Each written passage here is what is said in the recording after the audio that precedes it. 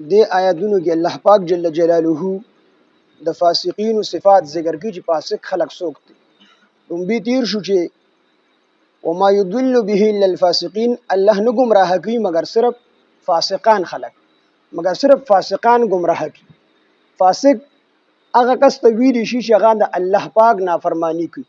د الله پاک ته اطاعت نه اوزي، د الله پاک په نافرمانی کې داخل شي، د کس ته فاسق ویل شي. د فقهاو په اصطلاح کې چې کم کس گناه کبیره وکي په دې سره د کوم دی فاسق شي. گناه کبیره کوونکی ته کوم دی فاسق ویل شي. خو کامل او مکمل فاسق دا کافر ته ویل شي. زه یو سړی گناه کبیره وکي خو په سناسه درجه کې دی د الله پاک پرمنبرداري کوي، مسلمان دی. غلا وکړه، ډاکه وکړه، شراب وسکل، نور غلط کارونه وکړل، په یو ټیم به کې منځ وکي، یو ټیم به کې روجو ونیسي، یو ټیم به کې ذکر وکي، نو مسلمان مکمل طور فاسق نه دی، او کافر مکمل او پاکمله طریقه باندې فاسق. او دلته کې د فاسقین نه مراد کافران دي چې دا په مکمل طور باندې د الله پاک د نافرمانی کې داخل شوي دي او د الله پاک فرمانبرداري نه وتی. هر ټیم دی د الله پاک نافرمانی کوي. اوس الله پاک جل جلاله دلته کې په دې آیت شریفه کې د فاسقانو صفات ذکر کوي چې فاسقان کم صفات والا خلق دي. نو الله پاک فرمای الذين ها خلق دي ينقضون چې دوی ماتوي عهد الله، وعده د الله پاک، من بعد ميثاقه، رستو د وعده د پخولونه. د خلکو د الله پاک سره وعده کړی و، هغه وعده پخ کړی و، او دا خلق د الله غ پخه وعده شدید الله سره کړی دا، هغه وعده د خلق چې کوم دی ماتي. د دې وعده نه کوم وعده مراد ده؟ بعضی مفسرین وی چې د دینا د عالم ارواح کې الله پاک جل جلاله دا ټول ارواح را جمع کړل، د حضرت آدم علیه السلام نه راواخلی تر اخیری انسان پورې چې کوم لا دنیا ته نه راغلی، دا ټول پټول الله پاک جل جلاله د سرو میګو په شکل باندې پیدا کړل،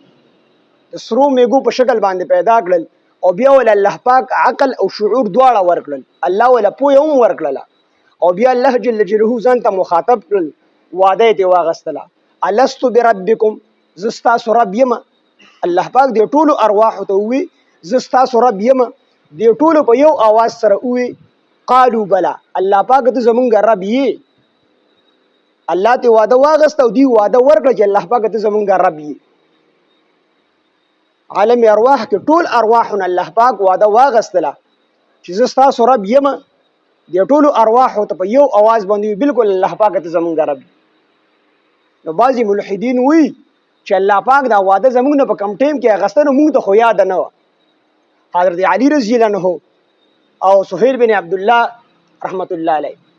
دی دواړه وی چې الله پاک دا وعده په کم ټیم کې اغسته، نو هغه موږ ته یاد ده. حضرت علی رضی الله فرمای چې دا وعده الله په عالم ارواح کې اغسته، نو الله پاک دغه ارواح له عقل او شعور دواړه ورکړي، پوهه ولا ورکړي و. حضرت علی رضی الله عنه ما ته دغه وعده چې کوم دی یاد ده، او سهیل بن عبد الله رحمت الله علیه دا وعده ما ته یاد ده، او د ډیر بزرګان دي چې هغه وی مونږ ته دا وعده یاد ده، او مونږ وی مونږ ته نه ده یاد، خو الله پاک ذکر کړل په دې باندې زمون آمنا سلم، زمون په ایمان دي چې بالکل دا وعده خو زمون نه ییر دي، زمون ډیر زیات ییر دي، ځکه چې مونږ سار چې کوم دی کما ډوړې اوخرو ما خام مونږ ته نه یاد، مونږ ډیر کون ذهن نه، او صحابه دا ډیر چې کوم دی ذهین، نو حضرت علی رضی الله مبارک دي ډیر زیات ذهین. اپرمې دا وعده ما ته یاد چې الله زمونږ اوس مونږه چې واړو او مونږ کوم خبرې زده کړې دي، نو مونږ ته دا پته نشته دا خبرې مونږ ته چا ښودلې دي، جومات ته نو مونږ ته چا ښودلې دي په ړومبي ځل باندې، د قرآن دا نو مونږ ته په ړومبي ځل چا ښودلې دي، د جامو دا نو په ړومبي ځل مونږ ته چا ښودلې دي، مونږ دا خبره هم یاره ده، حالانکې دا مونږ ته خامخا چا ښودلي، یا به راته مور ښودلي یا به راته پلار ښودلي، خو مونږ کون ذهن یو، مونږ دا خبره یې. نو دکه شان الله پاک جل جلاله په عالم ارواح کې د ټولو ارواح له کې د سرو میګو په شکل کې پیدا کړل، او دی له عقل او شعور دواله ورکړل، او بیا د الله پاک وعده واغسته الستو بربکم، زستا سو رب یم، د ټولو په یو आवाज باندې قالو بلا، الله ته زمونږ رب.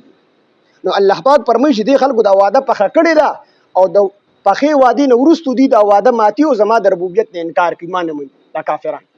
نو دا د فاسقانو لومبۍ صفت. او بعض مفسرین وی چې د دې وعده نه هغه وعده مراد ده کوم چې الله پاک جل جلاله په تورات کې په زبور کې په انجیل کې د ټولو اهل کتابونو اغسته او ټولو پیغمبرانو ته الله پاک حکم کړو چې رسول الله صلی الله علیه وسلم باندې ایمان راوړی او رسول الله صلی الله علیه وسلم داغه مدد وکوي لا تؤمنن به ولا تنصرن تاسو به د باندې ایمان راوړی په نبی علیه السلام باندې او د مدد بم کوي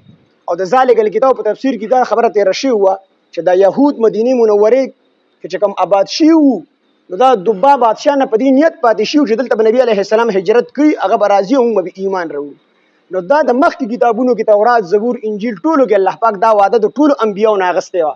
چې تاسو به د نبی علیه السلام باندې ایمان هم راوړی او په د باندې د نبی علیه السلام مدد به هم کوي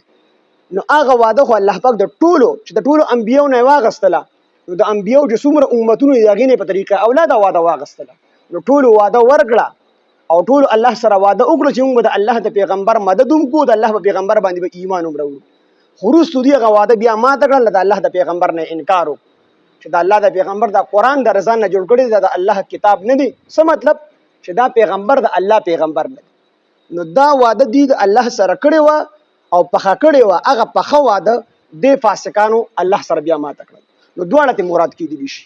هم د عالم ارواح واده مراد کېدلی شي هم د تورات زبور انجیل کې کوم واده چې الله پاک د اهل کتابونو د نبی علیه السلام په ایمان باندې اغسته وه دا واده ته هم چې کوم دی مراد کېدلی شي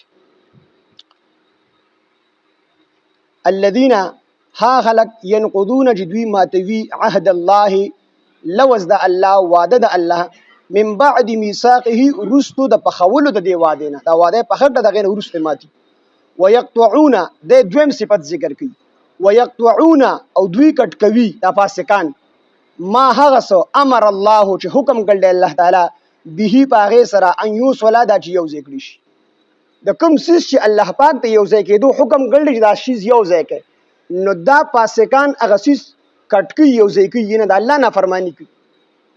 نو دینه مراد د الله سره تعلق دی الله پاک وي زما سره تعلق پیدا کړي او د الله سره تعلق کټ کړي او الله پاک وي د رسول الله صلی الله علیه وسلم سره تعلق پیدا کړي هغه په نقشه قدم باندې لاړ شي او د نبی علیه السلام سره تعلق کټ کړي او الله پاک